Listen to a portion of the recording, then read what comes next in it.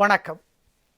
கற்பது தமிழ் நிகழ்வில் குரலின் குரல் பகுதிக்காக திங்கள் முதல் வெள்ளி வரை தினம்தோறும் உங்களை சந்தித்துக் கொண்டிருக்கிறோம்.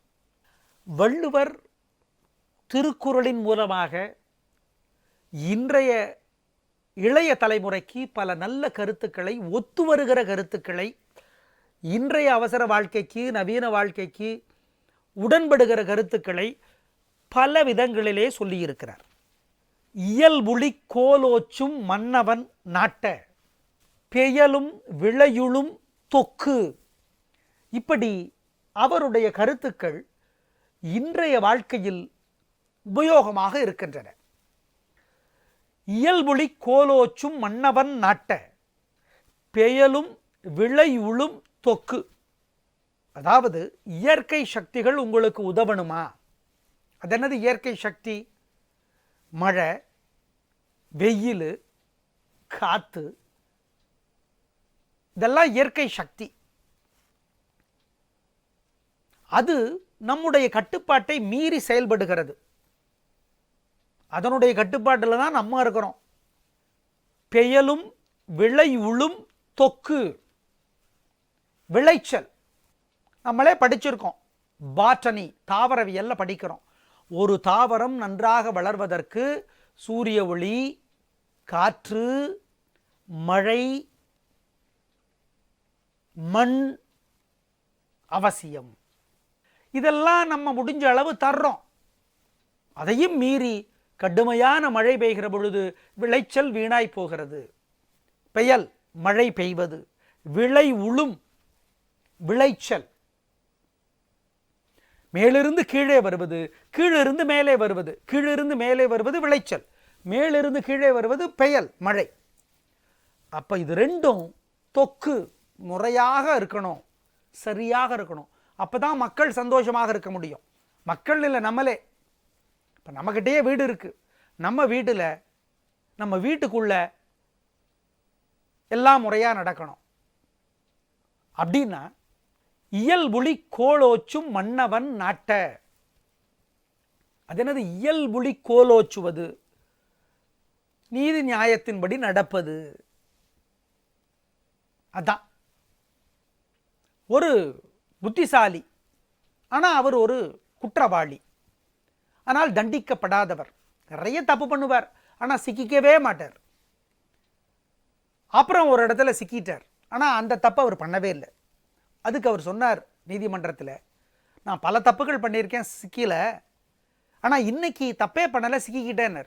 அதுதான் அந்த தப்பினுடைய விளைவு. இயல்புலி கோலோச்சும் மன்னவன் நாட்ட பெயலும் விளையுளும் தொக்கு. ஒரு நாட்டில் இயற்கை சக்திகள் ரொம்பவும் ஆட்டம் போட்டால், தலைவிரித்து ஆடினால், அழிவு வந்தால், பிரச்சனை வந்தால், அங்கே அறமும் தர்மமும் நியாயமும் குறைந்திருக்கிறது அல்லது குறைந்திருக்கிறதோ என்று யோசிக்க வேண்டும் என்று வள்ளுவர் சொல்லுகிறார். ஏனென்றால் அவருடைய கருத்துப்படி இயற்கை சக்திகள் நியாய தர்மத்திற்கு கட்டுப்பட்டவை. அப்படி நியாய தர்மம் மீறி நடக்கிற ஒரு தேசத்தில், ஒரு பகுதியில், ஒரு வீட்டில் இயற்கை சக்திகள் தொந்தரவு செய்யும், பேரிடர் வரும் என்று வள்ளுவர் சூசகமாக இங்கே சொல்லுகிறார். அதனாலதான் திரும்ப திரும்ப முன்னோர்கள் என்ன சொல்றாங்க? உனக்கு பிரச்சனை வந்தாலும் பரவாயில்ல, நியாயப்படி நட. உனக்கு உயர்வு வந்தாலும் பரவாயில்ல, அநியாயப்படி நடந்துராதே, வேண்டாம். ஒரு பதவியை வழங்குகிற அதிகாரி நீங்க தான்.